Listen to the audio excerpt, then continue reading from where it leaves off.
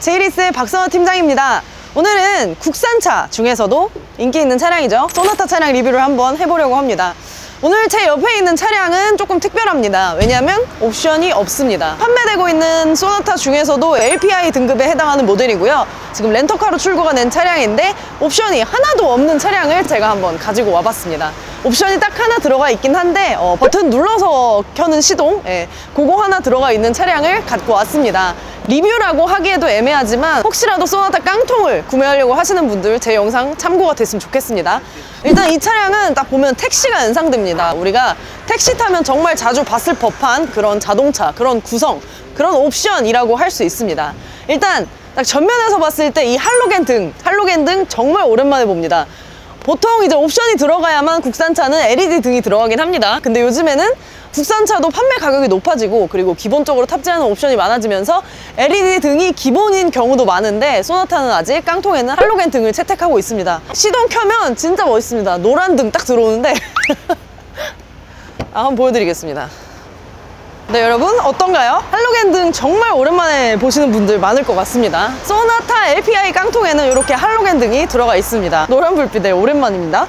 그래도 이게 옵션이 아무리 없다고 해도 기본적으로 이제 캐릭터 라인이나 그 다음에 그릴 디자인 같은 거는 옵션 많은 차량이랑 외관은 비슷합니다. 물론 휠 사이즈나 휠 디자인에서 차이가 있을 수는 있겠지만 앞에서 딱 봤을 때는 그냥 전형적인 소나타의 본넷 캐릭터 라인 유지하고 있고요. 그리고 소나타 그릴 들어가 있습니다. 앞에 이렇게 현대라고 크게 로고도 들어가 있어요. 별다른 센서라던가 이런 옵션이 내장되어 있는 게 아니고 그렇기 때문에 이렇게 딱 현대 로고를 아무리 가까이서 두 눈 씻고 찾아본다고 하더라도 전방 카메라나 이런 거는 내장이 되어 있지 않습니다. 근데 그리고 하단에 보시면 안개등이 내장되어 있는데 안개등 역시 할로겐 등으로 들어가 있습니다.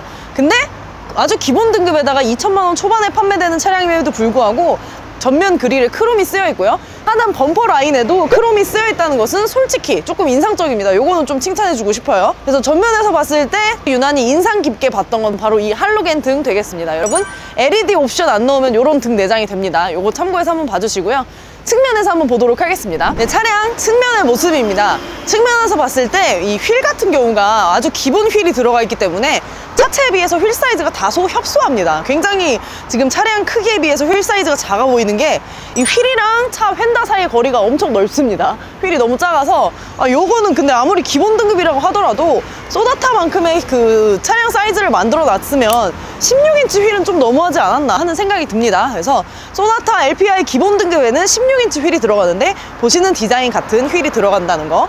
그리고 소나타가 차량 자체가 그렇게 크기가 작은 차량은 아닙니다.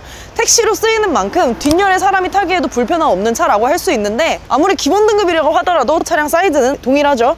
대신 이제 윈도우에 크롬 몰딩이라던가 이런 거 당연히 없고 외관에서 봤을 때도 그냥 딱 너무 심플하고 간결한 그런 디자인을 보여준다고 할 수 있습니다. 그리고 이 차량은 말씀드렸다시피 가스 차량입니다. 그래서 가스 같은 경우는 충전은 바로 여기서 하면 된다는 거.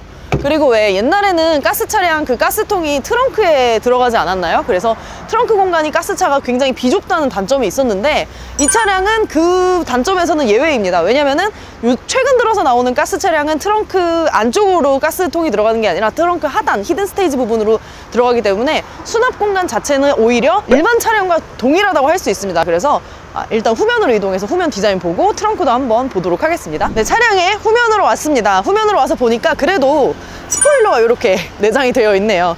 트렁크 같은 경우는 당연히 수동 트렁크 들어가 있습니다. 옵션이 없으니까요.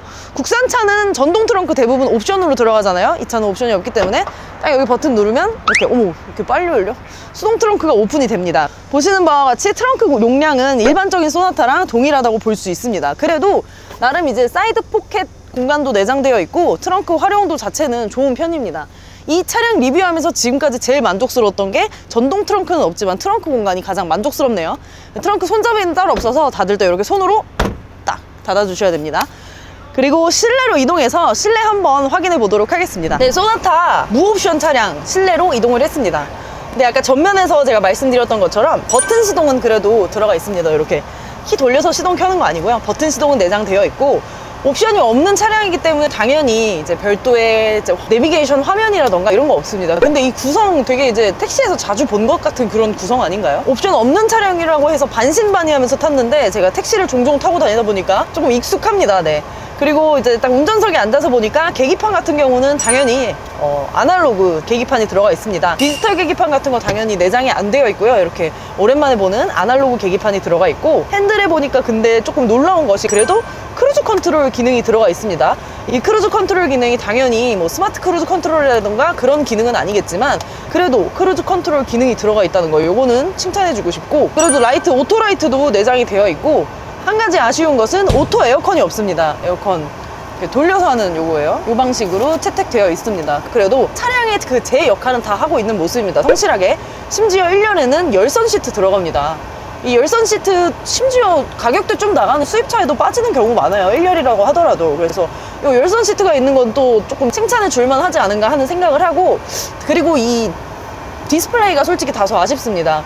화면 안 들어가는 건 당연한데 기아 자동차 같은 경우에는 내비게이션이 들어가지 않더라도 기본 디스플레이로 애플 카플레이 지원이 됩니다. 그래서 굳이 내비게이션 옵션이 들어가지 않아도 기아 자동차는 사용하는데 불편함이 없는데, 이 소나타에는 내비게이션 안 들어가니까 애플 카플레이 기능이 빠집니다. 그래서 요거는 다소 아쉽다고 말할 수 있을 것 같습니다.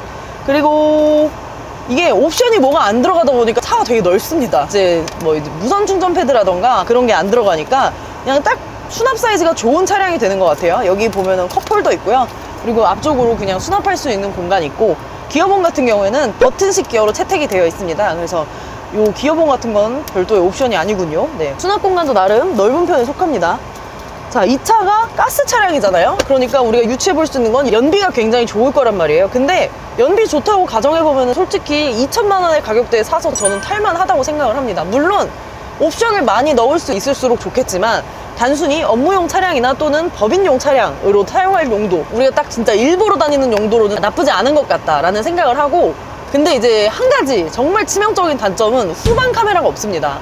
후방 카메라 옵션이 없다 보니까 운전하는 데는 다소 불편해서 업무용 차량으로 쓰기에는 조금 이제 위험이 있을 것도 같지만, 그래도 가성비 따지는 업무용 차량이라면 소나타 기본 등급 옵션 없는 차량도 나쁘지 않다는 생각을 합니다. 일단 공간이 넓잖아요. 1열도 넓고 2열도 넓고, 트렁크도 나름 준수한 규격의 트렁크 사이즈가 나오고, 그러니까 여기저기 이제 일 때문에 일보러 다니면서 짐 좀 싣고 이것저것 옮기고 운반하고 이런 데에는 전혀 문제 없을 것 같은 그런 자동차고요. 2열 공간도 제가 한번 보여드리도록 하겠습니다. 차량의 2열 공간으로 이동을 했습니다. 2열에 와서 보니까 역시 국민 택시, 네, 여기 기본 등급인데도 이렇게 2열에 에어컨 송풍구가 내장이 되어 있습니다. 이거 정말 놀랍지 않은가요? 당연히 온도 조절이나 이런 건 안 될 거지만 에어컨 송풍구가 내장이 되어 있고, 심지어 USB 포트도 하나 들어가 있습니다. 그래서 기본 등급이라고 하더라도 이 차가 어느 정도 등급이 있는 차량이기 때문에 구성이 나쁘지 않은 것 같다는 결론을 내리고 싶습니다. 오늘 본 차량은 소나타 완전 기본 등급의 옵션이 없는 차량이지만, 소나타는 사실 내가 원하는 대로 옵션 좀 조합하고 컬러나 이런 것 좀 내가 원하는 대로 고르면 진짜 타고 다니기 좋은 차입니다. 그래도 소나타 차량이 우리나라에서 가성비로는 5손가락 안에 드는 그런 차량이지 않은가 싶습니다. 이 차량 이렇게 옵션 없는 차 보신다면 당장 내일이라도 출고해드릴 수 있습니다. 근데 이 차 구매하려고 하시는 분들 그래도 어느 정도 옵션 들어간 차 원하실 거고, 자기가 원하는 색상을 사고 싶은 분들이 많으시겠죠. 그러니까 원하는 차 사고 싶은데 출고가 느려서 조금 고민이다 하시는 분들은 솔루션 제안해 드릴 수 있는 박 팀장에게 연락 주시면 제가 좋은 제안 많이 해드리도록 하겠습니다. 오늘 소나타 깡통차 리뷰는 여기서 마치도록 하겠고요. 소나타에 대해서 더 궁금한 거, 그리고 수입차, 국산차 전부 다 취급하고 있으니까 리스 장기 렌트 문의 상단에 연락처를 많이 주시면 제가 친절하게 응대해 드리도록 하겠습니다. 여러분, 오늘 리뷰 봐주셔서 정말 너무 감사합니다. 감사합니다.